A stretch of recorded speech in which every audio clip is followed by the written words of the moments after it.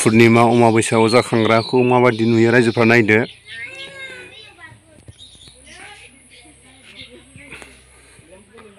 खोथाया जानो हागौ अमाबैसा पुर्निमा जाखांग्राफ्रा माबादि जायो आरो जुमाय फाग्ला मानसिया माबादि जायो नायदो। दिनै आंनि भिडिअ'आ सुंद' जागोन रायजोफोर। अमाबैसा पुर्निमायाव जाखांग्राया मा मा सावरायो नायनानै ला। जुमाय लोंबा मा मा खोथा बुंफ्लाङो।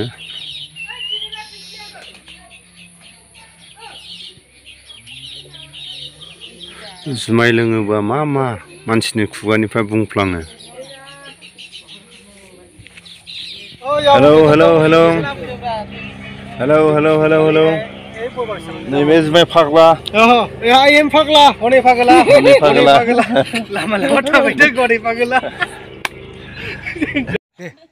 शुक्र गुजारी आज के गुजर पाक हेरे हेल्ला नाकुंगे सिंह पातली एंगे टाकुली हिंगो जाय हेल्ले ही नाकु सिंह पातंग एंगे ए सिरमाला हेंगे दुकुरी नाको हुली जायो नाका पातु हिंगे तातु हुली जायो नाबा हिंजावफोरखौ मांगनो सिंह पातलिफोर